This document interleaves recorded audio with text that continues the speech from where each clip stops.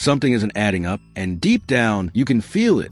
The kind of feeling that lingers after an episode ends, when a storyline wraps up a little too neatly, a little too quickly, like something important was skipped, like the truth didn't fully come out. That's exactly the energy surrounding Luna Nozawa. Because let's be real, when has the bold and the beautiful ever given us a major character exit that felt this incomplete? No emotional goodbye, no final moment, no undeniable proof, just a report, and we were expected to move on. Yeah, not buying it. And now, with Dylan suddenly being harassed, targeted in a way that feels personal, calculated, it's impossible not to connect the dots. That eerie phone call, the one about unfinished business, that wasn't random. That wasn't a coincidence. That was a message. And it points straight back to Luna. Because if there's one person who would have a reason to come back from the shadows, to haunt Dylan, to make her feel exactly what she felt that night, it's her. Now think about the night everything supposedly ended. Malibu, chaos, sirens, people running in every direction. Luna wasn't just wandering around. She was being chased. Police closing in. Familiar faces right behind her. Tension everywhere. It was messy, confusing, fast. And in the middle of all that, a single moment changed everything. Headlights, a sudden impact. And just like that, we were told Luna was gone. But here's the problem. We didn't actually see it. What we saw instead were fragments, pieces, a version of events that depended entirely on assumption. And in a show like this, assumptions are dangerous. They're usually wrong. Because if you go back and really think about it, there was something else happening that night. Something that felt oddly specific, almost like it was being highlighted for a reason. The outdoor shower. It might have seemed like a small detail at the time, just background activity. But the show didn't treat it that way. It was emphasized, repeated, almost like they wanted us to notice it, even if we didn't understand why yet. A girl comes up from the beach, uses the shower, leaves her clothes behind. Normal, right? Except it didn't stay normal. Because Luna was there, watching, desperate, thinking fast. And then opportunity. The girl runs back toward the beach, leaving everything behind. And Luna, she takes it. The clothes. The chance to disappear. She ditches her prison outfit, hides it nearby, and walks away looking like someone else entirely. That moment changes everything. Because now, there are two women connected to that location.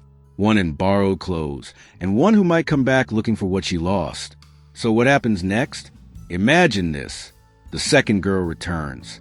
She can't find her clothes. She starts searching. Maybe she's confused, maybe a little panicked. And then she finds something unexpected, a prison uniform. Not ideal, but better than nothing. So she puts it on, and unknowingly, she steps into a situation that was never meant for her. Because at some point after that, someone ends up in the road. Headlights flash. A car comes too fast. And the impact happens. But here's the twist. What if it wasn't Luna? What if the person who was hit wasn't the one everyone thought it was? In that kind of chaos, with a damaged body, matching hair color, and a prison uniform as the biggest identifier, it wouldn't be hard for authorities to draw the wrong conclusion, especially if they were already expecting to find Luna. And just like that, a mistake becomes reality. A false death, a perfect escape. And Luna, she vanishes. Not because she's gone, but because everyone believes she is. Now, fast forward to the present. Dylan is being watched, contacted, pushed. This isn't random harassment. It's targeted, intentional. Whoever is behind this isn't just trying to scare her. They're reminding her of something, of that night, of what happened. And that brings us to the biggest question of all. If Luna survived, where has she been? Because staying hidden for this long, that's not easy. Not without help. Someone had to be protecting her, sheltering her, keeping her out of sight while the world moved on without her. And when you start thinking about who could do that, a few names come up. Sheila is the obvious one. She's done this before. She knows how to disappear, how to manipulate situations, how to keep secrets buried. And Luna? She's someone Sheila has always had a complicated connection with. But there's a catch. Timing. Sheila's situation has been messy lately. Her relationship drama, her own issues. It doesn't quite line up with her being the one who's been hiding Luna this entire time. Could she be involved now? Absolutely. But from the beginning, that feels less certain. And then there's Remy. This is where things start to get really interesting. Because Remy isn't just some random character drifting through the background. There's been subtle buildup around him. Hints that he's connected to something bigger, something darker. He's been described as someone with secrets. Someone tied to another character in a way that hasn't fully been revealed yet. And when you look at his history, his behavior, the way he operates, it lines up in a way that's hard to ignore. He understands obsession, fixation, crossing lines, just like Luna. They're not just similar, they're mirrors. So imagine this. Luna, shaken but alive, escapes the scene. She hears later that she's been declared dead. Instead of correcting it, she embraces it. Because for someone like her, being dead isn't a loss. It's freedom. She needs a place to go. Someone who won't judge her, won't turn her in. And that leads her straight to Remy. He doesn't ask too many questions. Maybe because he already gets it. Maybe because part of him admires it. And just like that, they become allies. Hidden, dangerous, quietly watching everything unfold. And now, they're ready to act. That phone call Dylan received, that could have been the first move. A warning, a test, and what's coming next, the fear, the confrontations, the chaos. It might not just be Luna acting alone. It could be both of them, working together.